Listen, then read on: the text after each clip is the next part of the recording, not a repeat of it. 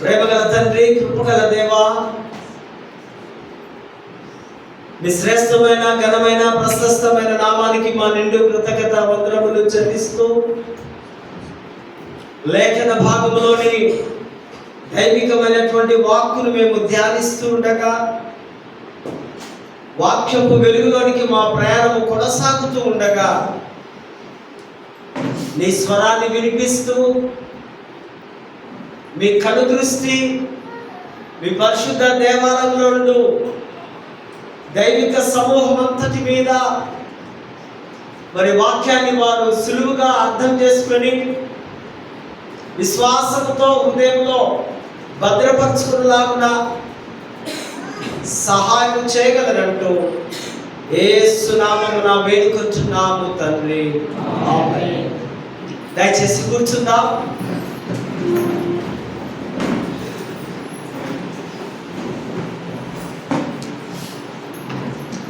దేవుని పరిశుద్ధ నామానికి మహిమ కలుగును గాక. ఈ మహా గొప్ప భాగ్యం, ఈ ధన్యత, దేవుని వాక్యం వినడం, దేవుని వాక్యం అనేకులకు బోధించడం. మాకు ఈ భాగ్యాన్ని అనుగ్రహించినటువంటి most reverend professor doctor Reuben Mark తండ్రి గారికి, అధ్యక్ష మండలపు vice chairman reverend doctor Winston అయ్య గారికి, అధ్యక్ష మండలపు చైర్మన్స్, క్లర్జీ ఆఫీసర్స్, నాయకులు అనేకులకు యేసుక్రీస్తు నామములో ఈ ఉదయకాల శుభములు, దైవ ఆశీస్సులు వారికి తెలియపరుస్తున్నారు. సిఎస్ఐ వెస్లిచే జగదిగుట్ట పక్షముగా దూర ప్రాంతం నుంచి కూడా వీక్షిస్తున్నటువంటి మా కుటుంబ సభ్యులు, స్నేహితులు, బంధువులు వారికి కూడా దేవుని ఆశీస్సులు ప్రకటిస్తూ ఉన్నారు. సంఘము, సంఘ నాయకులు మరి భయముతో, భక్తితో దేవుని వాక్యాన్ని వినడానికి చేరవచ్చినటువంటి పరిశుద్ధ సంఘం అంతటికీ కూడా మీకు నా శుభములు, దైవ దీవెనలు తెలియపరుస్తూ ఉంటున్నారు. క్రీస్తునందు ప్రేమైనటువంటి వారులారా, ప్రతి వారం, ప్రతి సబ్బాతు దినం, ప్రతి పునరుద్ధాన దినం ఇది ఒక గొప్ప ఉత్సవంగా, గొప్ప సెలబ్రేషన్స్గా, గొప్ప పండుగగా దేవుని వాక్యాన్ని మనం అనుభవిస్తున్నాం. ఈ వారం అన్నిటికంటే అతి ప్రాముఖ్యమైనది laity Sunday, priesthood of all believers, అనభిషక్త ఆదివారము, సకల విశ్వాసుల యాజకత్వము. దేవుని కుటుంబంలో, దేవుని సంఘంలో రెండు భాగాలు. ఒకటి అభిషక్తులు, మరొకరు అనభిషక్తులు. ఒకరేమో దేవుని చేత అభిషేకింపబడి దేవుని యొక్క మహిమను పొందుకొని దేవునితో ఒడంబడిక చేసుకొని దేవుని కొరకే మా జీవితం అంతా అని ఒక బలమైన కమిట్మెంట్ కలిగి దేవుని కొరకు ప్రత్యేకముగా సపరేట్ చేయబడి వారిని అభిషక్తులు అని అంటున్నారు. క్లెన్సీ. వీరు పాత నిబంధన గ్రంథంలో యాజకులుగా పిలువబడ్డారు. యాజకులు బలులు అర్పించడం, దేవునికి అర్పణలు ఇవ్వడం, దేవుని సన్నిధానంలో పాప క్షమాపణ ఆ మనుషుల మీదకి దేవుని ఉగ్రత రాకుండా వారే దేవుడి దగ్గరికి వెళ్ళి వారి పక్షంగా ఈ అర్పణలు, బలియాగాలు, సజీవ యాగాలు వీరిని దేవుడు ఏర్పరచుకున్నారు. వారిని లేవీయులు అన్నారు. వారు దేవుని పని సంపూర్ణంగా దేవాలయంలో బయట వారు చేస్తున్నట్టుగా మనము చూస్తూ ఉంటున్నాం. అంతకు ముందుగా ఒక మాట నేను చెప్తాను. పువ్వులు లేని తోటలో సువాసన ఎలా ఉండదో, క్రైస్తవ జీవితంలో ప్రార్థన, భయము, భక్తి లేని జీవితాలకు ఈ రెండు ఆశీర్వాదాలు కానీ దీవెనలు కానీ ఏమీ ఉండవు. క్రైస్తవుడు అంటే వారి జీవితకాలం అంతా దేవుడికి లోబడే జీవించాలి, వేరే ఆప్షన్ లేదు. దేవుడికి, దేవుడి సేవకులకు, సంఘానికి, ఆ కుటుంబానికి ఎవరైతే హ్యూమిలిటీగా, ఎవరైతే వినయము విధేయత కలిగి జీవిస్తారో వారికి దేవుడితో కలిసి యుగయుగములో తరతరములు జీవించే భాగ్యాన్ని దేవుడు ఇస్తూ ఉంటాడు. కనుక క్రైస్తవ జీవితం అంటే చాలా ఒబీడియంట్గా, భయము భక్తి కలిగి జీవించాలని మీకు నేను మనవి చేస్తూ ఉంటున్నాను. దేవుడు యాజకులను, దేవాలయంలో వస్తువులను, ప్రవక్తలను అందరినీ ఒకప్పుడు ఒక తైలము చేత అభిషేకించడం, నూనె ద్వారా ఆత్మాభిషేకం రావడం, పరిశుద్ధాత్మ రావడం అనేకులను మన పరిశుద్ధ గ్రంథంలో మనము చూస్తూ ఉంటున్నాం. వీరు తోరా ధర్మశాస్త్రము చెప్పడానికి వీరు రబ్బీలు అని పిలిచారు. తర్వాత క్రీస్తు కాలంలో వీరిని దేవుని సేవకులని, అపోస్తలులని, శిష్యులని, వీరు వాక్యం బోధించడం వీరి నిధులు, వీరి డ్యూటీస్. వాక్యాన్ని బోధించాలి, ప్రభు భోజనాన్ని అందించాలి, సాక్రమెంట్స్, బాప్తిజం, మరణాలు, వివాహాలు, ఈ కార్యములన్నీ ఈ క్లెర్జీ, ఈ అభిషక్తులు మాత్రమే చేయాలి. అభిషక్తులకు దేవుడు ఇచ్చినటువంటి ఒక ఘనత, వారు ఆ సంఘంలో ఉన్న 1000, 2000, 3000, 10,000 మందికి ఈ యొక్క సేవలు అందించాలి. ఇది జీసస్ మూమెంట్ ఆయన యొక్క పరిచర్యలో ఒక భాగముగా ఉంది. అనభిషక్తులు అన్న వారు సంఘంలో, ఆది సంఘ పితరులు అపోస్తల వెంబడి వెళ్ళి వారు కూడా వాక్యం చెప్పవచ్చు, ప్రార్థనలు చేయవచ్చు, అనేకులను దేవుని దగ్గరికి నడిపించవచ్చు, అనేకులకు మేలు సహాయం చేయవచ్చు, భక్తి పరులుగా వారి యొక్క జీవితాలు జీవించవచ్చు. వారు ఈ మాత్రమే చేయాలి. వారు ఎప్పుడూ అభిషక్తులకు, గురువులకు అందుబాటులో ఉండాలి. ఈ సంఘ పితరులు, సంఘ నాయకులు, సంఘ పెద్దలు దేవుడికి, గురువులకు విధేయులై ఉండాలి. ఎవరైతే విధేయత కనపరచరో పొరపాటున వారికి లెక్కలేనన్ని దైవ ఉగ్రత దిగి వస్తుంది. కొన్నిసార్లు మనకు అర్థం కాక గురువుల మీద కూడా కోపడడం, నిందలు వేయడం, నోరు ఉంది కదా అని మాట్లాడడం చాలా మంది చేస్తూ ఉంటారు అనేక సంఘాల్లో. ఇప్పుడు అర్థం కాదు. ఎప్పుడు అర్థమవుతుంది? నష్టం జరిగినప్పుడు, శాపం వచ్చినప్పుడు, అప్పుడు రిలీజ్ కావాలి. ఎప్పుడైతే పశ్చాత్తాపడతావో అప్పుడు దేవుడు తిరిగి నిన్ను హక్కున చేర్చుకుంటాడు. ఈ యొక్క యాజక దుస్తులు లేదా ఈ యొక్క సపరేషన్ లేదా మా యొక్క ప్రమాణాలు దేవుడి చేత నుంచి మేము పొందుతున్నాం కనుక మేము ప్రత్యేకించబడ్డ వారముగా, మమ్మల్ని క్లెన్సీగా లేదా అభిషక్తులుగా దేవుడి వాక్యము మనతో మాట్లాడుతూ ఉంది.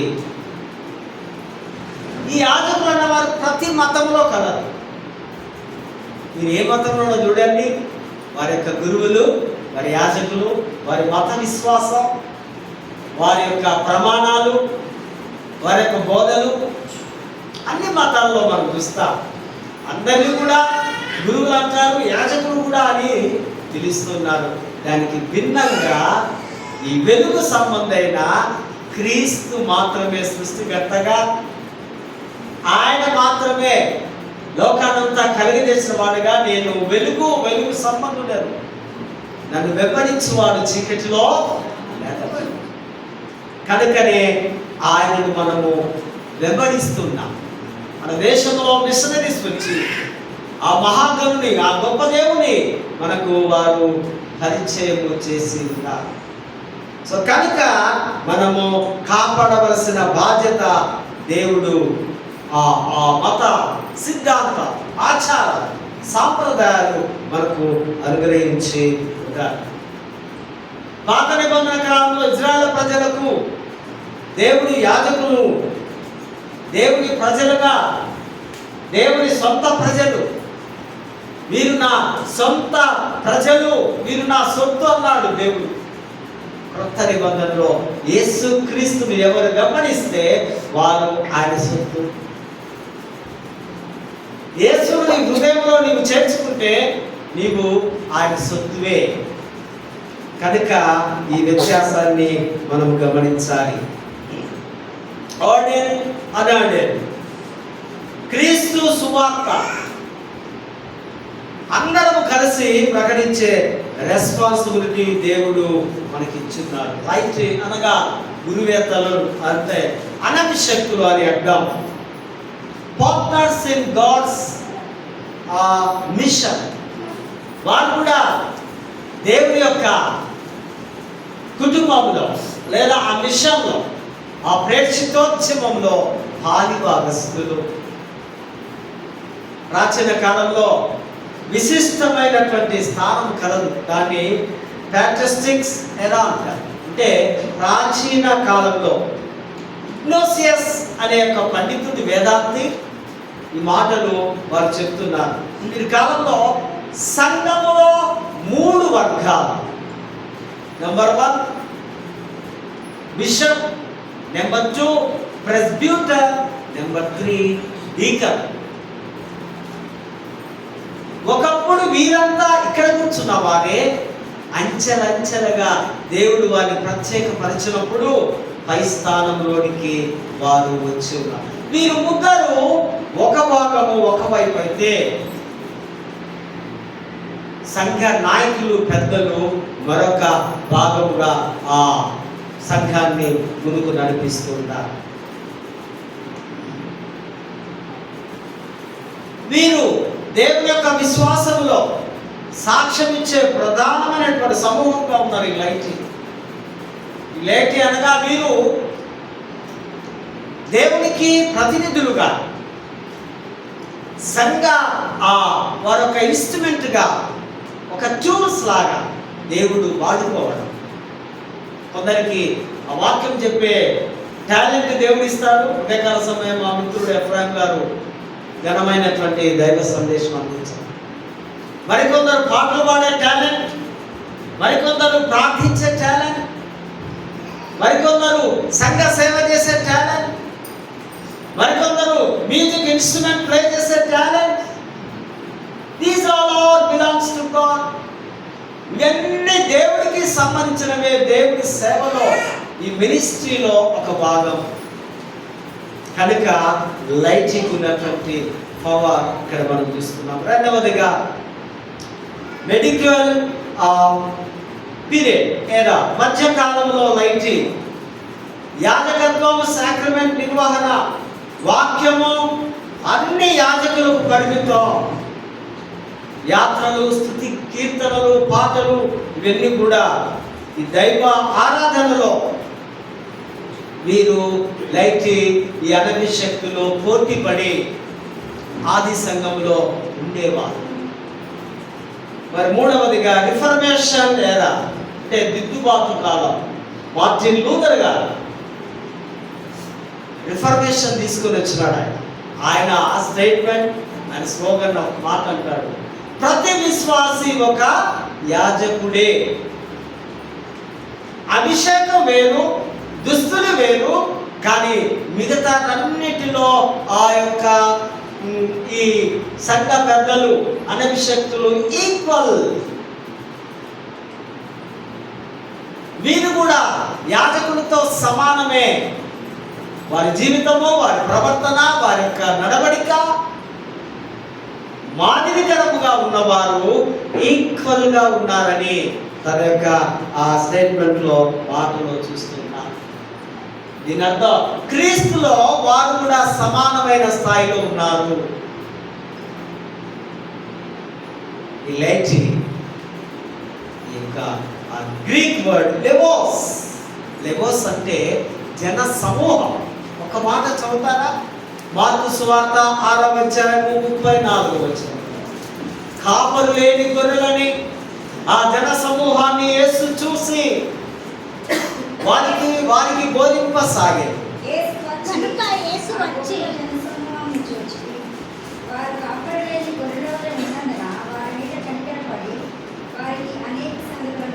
చాలు. కాపరు లేని వారి మీద కనికరపడి, లెవోస్ మీన్స్ జన సమూహము, జనము, ప్రజలు, దేవుని ప్రజలు. యేసు ప్రభు వారి మీద కనికరపడి అనేక సంగతులు వారికి బోధింపసాగాను. వారు త్రోవ తప్పి తిరుగుతూ ఉన్నారు. వారు దిక్కులేని చోట జీవిస్తూ ఉన్నారు. అప్పుడు యేసు ప్రభులో ఉన్న ఒక మంచి స్వగుణం ఏంటంట? కనికరము చూపడం. కాపరు లేని గొర్రెలు, యేసు కాలంలో దొంగ గొర్రెల కాపరు ఉన్నారు. వారు దోచుకున్న తర్వాత వదిలి వెళ్ళిపోవడం. అప్పుడు ప్రభు హృదయం కలత చెంది వారి మీద కనికరపడి అనేక విషయాలను బోధించారు. ఇంగ్లీష్ వర్డ్ క్రౌడ్ అంటే జన సమూహము, గుంపులు గుంపులుగా, మందలుగా యేసు వారిని చూడు. ఆ క్రౌడ్ చూస్తూ ఉంటాం. మార్కు సువార్త 6:34 ఈ మాట ఈ యొక్క లైటికి చాలా ప్రాముఖ్యమైన సూచిగా వర్తిస్తూ ఉంది.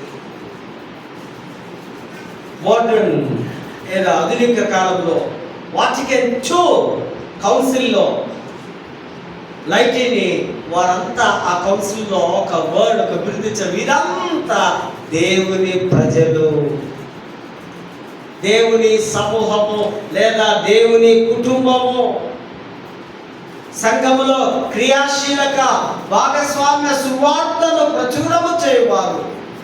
లైటి అనగా దేవుని యొక్క వాక్కును ఇతరులకు బోధించేవారు. ప్రపంచంలో క్రీస్తుని గురించి సాక్ష్యము చెప్పేవారని లైటి అని మనము పిలుస్తూ ఉన్నాం.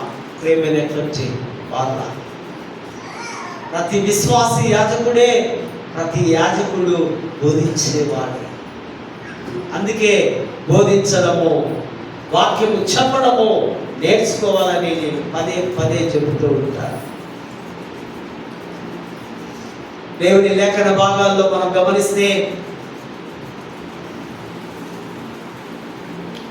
యెషయా 61:11 అండ్ లూకాసు వార్త 4వ అధ్యాయము 16-18లో దీన్ని నజరేతు మేనిఫెస్టో అంటారు. అంటే ఈ మాటలనే, ఈ వచనాలనే సేమ్ అక్కడ కాపీ కొట్టడం. మెస్సయ్య గురించి ప్రాఫెసీ చేస్తున్నాడు ఐజయా. ఇవే మాటలు తర్వాత మీరు ఇంటికి వెళ్ళి చదువుకోండి. లూకాసు వార్త 4వ అధ్యాయము 16-20 వరకు దాన్ని నజరేతు మేనిఫెస్టో పిలిచారు.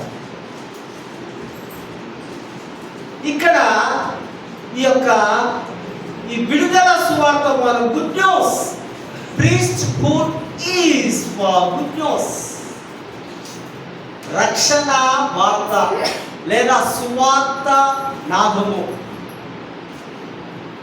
ఈ సువార్త నాదంలో, రక్షణ నాదంలో మనం బాగా గమనించినట్టే, దీనులకు సువార్తను ప్రకటించడానికి ప్రభు అయిన యెహోవా ఆత్మ నా మీదికి వచ్చి ఉన్నది. దేవుడి ఆత్మ ఎప్పుడైతే యేసు ప్రభువునికి వచ్చిందో ఆయన దైవ కుమారుడు అయ్యాడు.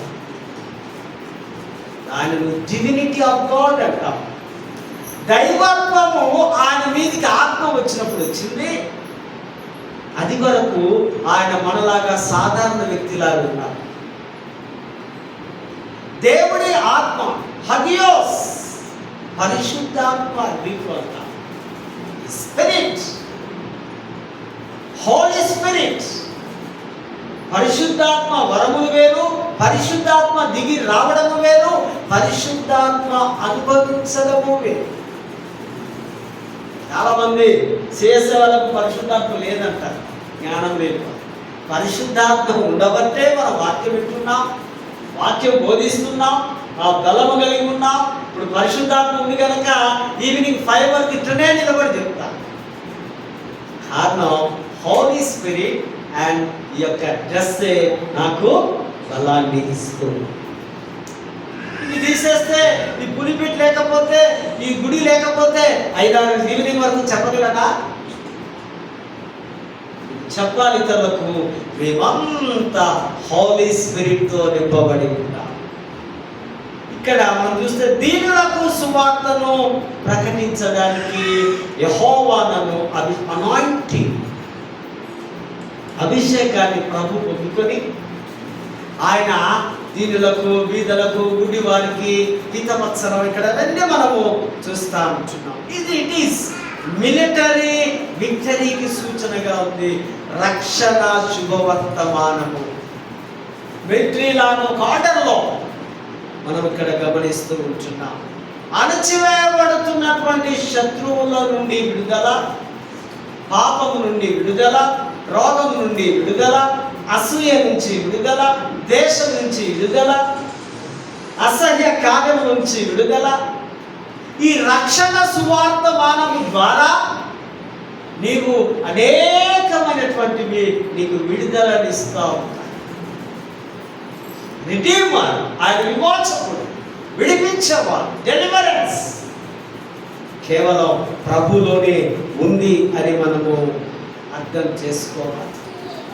మన పితరులు మనకు తెలుసు, ఐగుప్తులో ఆ చెర నుంచి విడుదల, బబులోని చెర నుంచి విడుదల, అశ్షూరుల చెరలో నుంచి విడుదల. దేవుడి జోక్యం చేసుకుని వారి అందరినీ విడిపించినట్టుగా లేఖన భాగంలో నుంచి మనం చూస్తున్నాం. దేవుడికి మాత్రమే ఇది సాధ్యమవుతుంది. It's called good news. సువార్తమానము మంచి వార్త. కాబట్టి priesthood is for deliverance, స్వతంత్రత, విడుదల. హిత వత్సరము, జూబ్లీ. హితవత్సరం మీన్స్ 50 years. లేవ్యాకాండంలో చూస్తాం, బాకానాదము ఊదినప్పుడు ఎవడైతే బలహీనుడిగా ఉంటాడో, ఎవడైతే పేదవాడిగా ఉంటాడో, ఎవడైతే చెరలో ఉంటాడో వారందరినీ 50 సంవత్సరం ఒకసారి ఈ జూబ్లీ హ్యాపీ డే అప్పుడు విడుదల ఇస్తారు. ఎవడైనా ధనికుడు, భూస్వామి కబ్జాలు చేసుకుంటే భూమిని ఆ 50 సంవత్సరాలను ఆ దినప్పుడు ఆ హితవత్సరంలో విడుదల చేసి ఈ పేదవారికి తిరిగి అప్పచెప్తారు. దాన్ని హితవత్సరము అంటున్నాను. స్టడీ బాగుంటుంది, బాగా శ్రద్ధగా విని మనసులో పెట్టుకోవాలి. వాక్యము ఎప్పుడు దొరుకుతుందో అప్పుడే మీరు స్టోర్ చేసుకోవాలి. ముచ్చటిగా ఏదో గాలి మాటలు చెప్పే రకం నాది కాదు. So take care. హితవత్సరము ప్రతి ఎవ్రీ 50 years ఒకసారి వస్తుంది కనుక బాకాలను ఊదినప్పుడు బానిసలు అన్ని బంధకాల్లో నుంచి విడుదల వస్తూ ఉంది. Again priesthood is for comforting ఓదార్పు, శ్రమలో నుంచి, రోగంలో నుంచి విడుదల, దుఃఖంలో నుంచి. నీ దుఃఖాన్ని దేవుడు సంతోషంగా మారుస్తాడు. కొన్నిసార్లు మనకు వేదన ఉంది, హృదయం నిండా బాధ ఉంది. ఈ దుఃఖము భరించడానికి దుఃఖమే. కానీ ఒకనొక దినం ఈ దుఃఖాన్ని ఆయన పూల తోటగా, పూల దండగా, సంతోషంగా మార్చగలడు అనే దేవుడి వాక్యము మనకు. దుఃఖ దినాలు సమాప్తమవుతున్నాయి. ఇది సమాప్తమైపోయి నీకు సుఖ దినములు దేవుడు అనుగ్రహిస్తూ ఉన్నాడు. కేవలం ఆయన వాక్యమందు ఆయనను విశ్వాసం ఉంచితే చాలు. మరి ప్రతి దుఃఖం ఉల్లాస వస్త్రము అనగా తలపాక. దుఃఖ సమయంలో తలపై ఉన్న బూడిద లేదా పూలదండ తీసివేసి క్రీస్తు ద్వారా, సిలువ ద్వారా మనకు తలపాక, పూలదండ లేదా జీవ కిరీటాన్ని ప్రభు మనకిస్తాడు. దీన్నే సంతోష ఉత్సాహ గానము అని అంటూ ఉన్నాం. ఆనంద తైలముతో అభిషేకించి దేవుడు మనల్ని సుఖంలోనికి నడిపిస్తాడని దేవుడి వాక్యము సెలవిస్తుంది. ఆయన అభిషేకము పొంది బీదలకు, దీనులకు, బాధితులకు సువార్త ప్రకటన. ఆయన కావాల్సిందే అట్టడుగు స్థాయిలో అనగర్చినటువంటి వారిని దేవుడు లేవనెత్తి తన స్థాయిలోనికి, తన తండ్రి అయినటువంటి దేవుడికి దగ్గరికి తీసుకుని వెళతాడు ప్రభు. ఆధ్యాత్మికంగా, శారీరపరంగా, మానసిక పరంగా బంధించబడ్డావా? విడుదల ఈ దినమే, ఈ క్షణమే. ఈ వాక్యముని మించి ఉండగానే దేవుడు నీకు విడుదలనిస్తున్నాడు. శారీరక పరమైనటువంటి కట్టుబాటు, ఆధ్యాత్మిక పరమైనటువంటి గడిబిడి, మానసిక పరమైనటువంటి స్ట్రెస్లు ఏమైనా ఉంటే, ఆందోళనలు ఉంటే వాటన్నిటి నుంచి దేవుడు విడిపిస్తాడు. You just believe it. నీవు కేవలము విశ్వసించి నమ్మితే చాలు. ప్రభు మనలను, మన జీవితాలను మార్చగలడు, స్వస్థత పరచగలడు. సాతానుచే బంధించబడ్డావా? వారికి విడుదల, మారు మనసు పొంది నూతనమైనటువంటి వ్యక్తిగా దేవుడు మార్చగలడు. 4వ వచనంలో పాడైన స్థలములను కట్టుదురు క్రీస్తు రాకడ తర్వాత. ఏదైతే యెరూషలేము దేవాలయం పాడు చేయబడిందో తిరిగి అది కట్టబడుతూ ఉంది. ప్రవచనం, దేవుని వాక్కులో ఉన్న మాటలు గతించుకో అంటున్నాడు. ఆకాశము భూమి కానీ నా మాటలు మాత్రం గతించు. దేవుని మాటలేంది మన విశ్వాసం ఉంచాలి. 10-11 చూస్తాం. మహా ఆనందం. ఆయన రాజ్యంలో ఎవరైతే భాగస్వాములుగా ఉంటారో, ఎవరైతే పరలోకానికి ఎక్కి వెళుతారో అక్కడ మహా ఆనందం అని ప్రవక్త రాస్తూ ఉంటున్నాడు. అక్కడ రక్షణ పొంది నీతి వస్త్రాలు ధరించుకొని, ఆ రక్షణ వస్త్రాల్లో నీతి ఉంది. నీతి అయిన యేసునే మన వస్త్రంగా ధరించుకుంటాం. కనుక ప్రవక్త ఇక్కడ రాస్తూ ఉంటున్నారు. మరి నిర్గమాకాండ 18వ అధ్యాయంలో మోషే చాలా లక్షల మంది ఉదయం నుంచి సాయంకాలం వరకు పంచాయతీలు, కొట్లాటలు, గడిబిడి, అంతమంది అన్ని లక్షల మంది ప్రజలు కదా. ఆ 40 years జర్నీలో అరణ్య ప్రయాణంలో ఉంటే వాళ్ళ మామ అల్లుడు ఎట్లున్నాడు అని చూడడానికి వచ్చింది కదా. మన మామలు ఎవరైనా ఉన్నారా ఇలా బిడ్డను అల్లుడు చూడడానికి? అరణ్యంలో ఉన్నాడు పాపం ఈ అల్లుడు, ఏదో గుడారాలు వేసుకొని వచ్చి చూస్తే ఆయనకి చూడడానికి వీలు లేకుండా పోయింది. ఎంత బిజీగా ఉన్నాడు బాలుడు. అయ్యో ఇంతమందికి ఈయన పంచలేక అంటున్నాడు. అట్లా కాదు బాబు, 1000 మందికి ఒకరు, 100 మందికి ఒకరు, 10 మందికి ఒకరు, ఈ విధంగా డివిజన్స్ చేసుకుంటూ నీకు సంఘములో ఉన్నవా, నీ గుడారములో లక్షల మందిలో జ్ఞానవంతులు ఏర్పరచుకొని ఒక్కొక్కరి ఒక్కొక్క క్లాసెస్గా విభజించి చేసుకో. ఈ లైట్ ఫెలోషిప్, ఈ అనాభిషక్తులు వారే చూసుకుంటారు. నీవు చాలా నలిగిపోతున్నావు. ఆ 70 మందిని ఏర్పాటు చేసుకున్నట్టుగా మనము అక్కడ చూసుకోవచ్చు. పత్రికల పాఠంలో కూడా మనం చూస్తే పేతురు చాలా అద్భుతంగా రాస్తున్నటువంటి మాట, అక్కడ సంఘంలో ఉన్నవారు వాక్యాన్ని అపేక్షించడం. ప్రతి విశ్వాసి యాజకత్వంలో ఒక భాగము, క్రీస్తులో ఒక భాగము. ప్రభు దయాళుడు, ఆయన కృప నిత్యముండును, మరియు ఆయనను రుచి చూసి తెలుసుకొనుడి. Taste and see God is good at all time. దేవుడు ప్రతి సమయంలో మంచిగా రుచిగా ఉంటాడు ఆయన. కనుక ఆయన అంటున్నాడు, ఆయన దయాళుడు, ఆయన సన్నిధానంలోనికే మీరు రావాలి. విశ్వాసి కొత్తగా జన్మించిన శిశువు వలె పాలను అపేక్షించేవాడిగా. మీకు బలమైన మాంసాహారము బిర్యానీ కాదు, ఏం కావాలి మీకు? పాలు. ఆ స్థాయిలో నుంచి మనం పుట్టిన బిడ్డకు ఏమిస్తారు? పాలు ఇస్తారు. తింటా పెట్టి తినిపిస్తావా? వాడికి అసలు తింటాడా? తినలేడు కదా. పాలతోటే మన లైఫ్ జీవితము స్టార్ట్ అవుతుంది. ఎవరి పాలతోటి? తల్లి పాలు. ఇప్పుడు తల్లి ఇస్తుందా? కొంతమంది తల్లులు వాళ్ళ బ్యూటీ పోతుందని ఎక్కడో చదివినారండి. కొంతమంది యాక్టర్లు, కొంతమంది చాలా స్టైల్గా ఉంటారు కదా అమ్మాయిలు. ఆ పాలు ఇస్తే తన యొక్క అందం పోతుందని అంత అజ్ఞానులు అనుకోవాలి. బిడ్డకు వేరే వేరే పాలు పెట్టి. ఇక్కడ పేతురు గారు చెప్తున్నారు, మీరు పాలు తాగే స్టేజ్లో ఉన్నారు, పాలే తాగండి. పాలనే వాక్యము ద్వారా అంచెలంచెలుగా సండే స్కూల్, యూత్, చర్చి, తర్వాత ప్రసంగాలు, ఈ విధంగా అంచెలంచెలుగా ఎదగాలని చెప్తూ ఉంటున్నాడు. 4వ వచనంలో క్రీస్తు మనకు మూలరాయి, మనము సజీవమైన జీవం గల రాళ్ళు. Living stones. సజీవమైన దేవుని కుటుంబంలో రాళ్ళ వంటి వారు.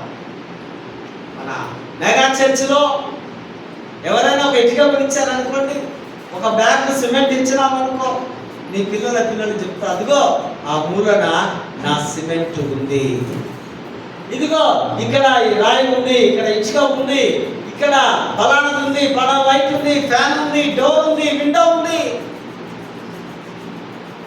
మనము జీవము గల సజీవమైన నాటం.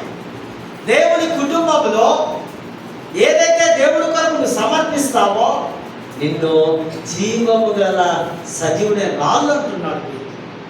ఆ రాళ్ళు అవి ఆ వరద వచ్చినా, వానలు వచ్చినా, ఏదైనా వచ్చినా కొట్టుకుపోతాయండి రాళ్ళు. ఇసుక మాత్రం కొట్టుకొని పోతుంది.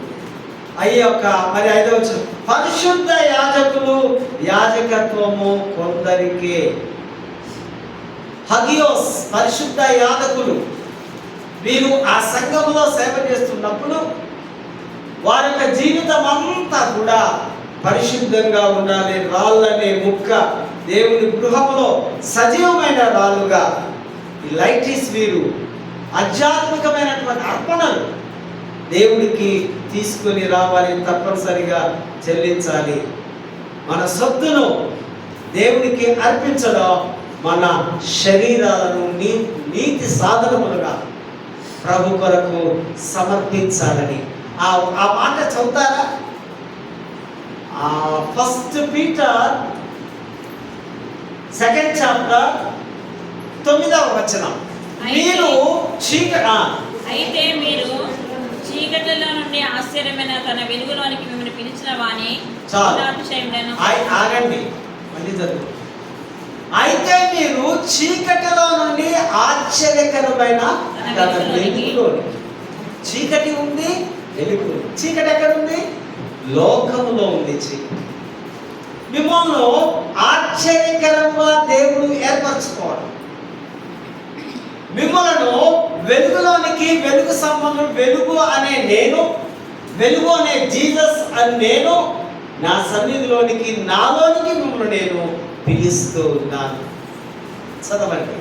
పిలిచిన వారి గుణాతిశయములను ప్రచురం చేయు నిమిత్తము ఏర్పరచబడ్డ వంశమును, రాజులైన యాజక సమూహమును.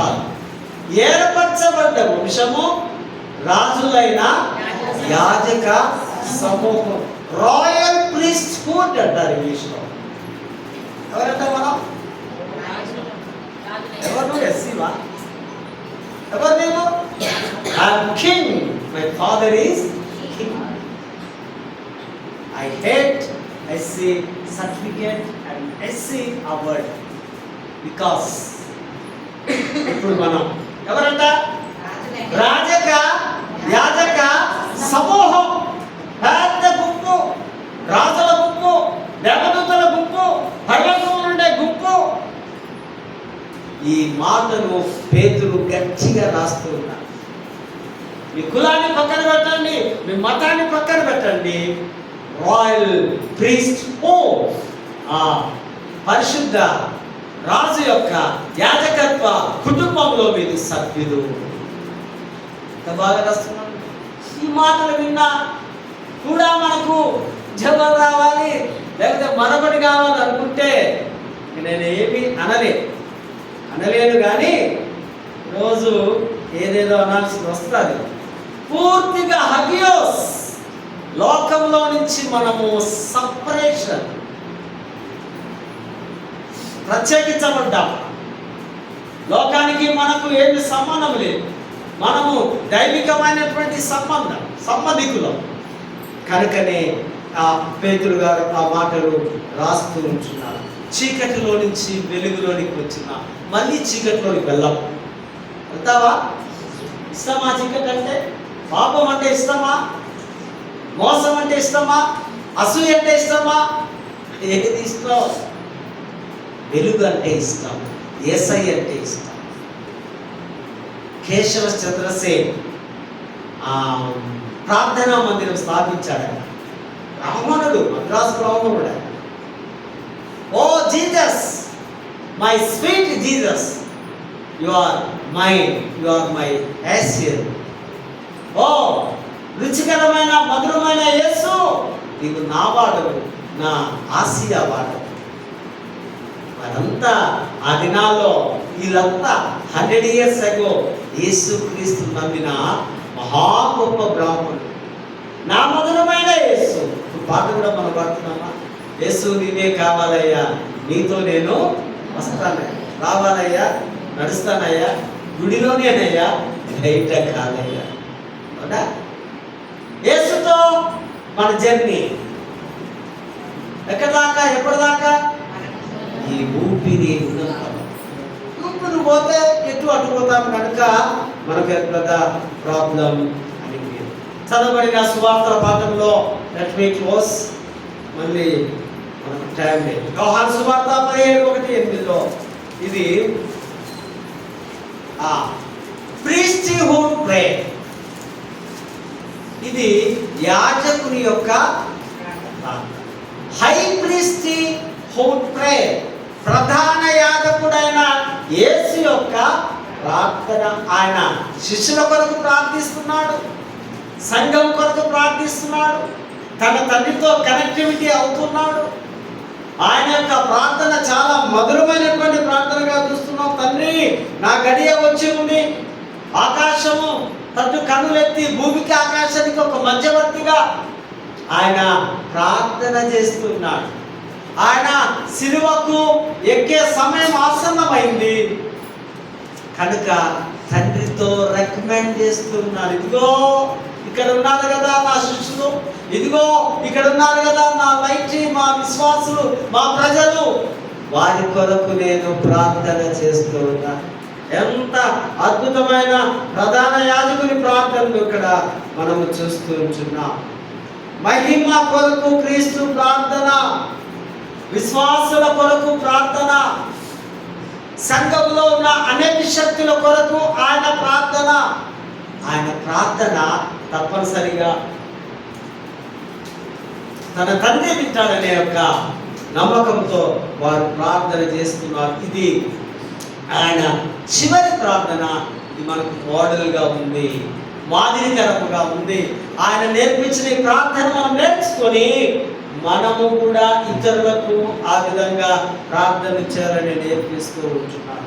విశ్వాసం నుంచి పడిపోకుండా బలపరచాలని, తప్పుడు బోధనలో నుంచి, ఆలోచనలో నుంచి, క్రియలో నుంచి, ప్రవర్తనలో నుంచి బయటకు రావాలని ఆయన సుదీర్ఘమైనటువంటి ఈ ప్రార్థనలో మనము చూస్తూ ఉంటున్నాం. 3వ వచనములో మనం చూసినట్లయితే యేసును ఎరుగుటయే నిత్య జీవం, ఇదే ప్రశస్తమైన జీవితం.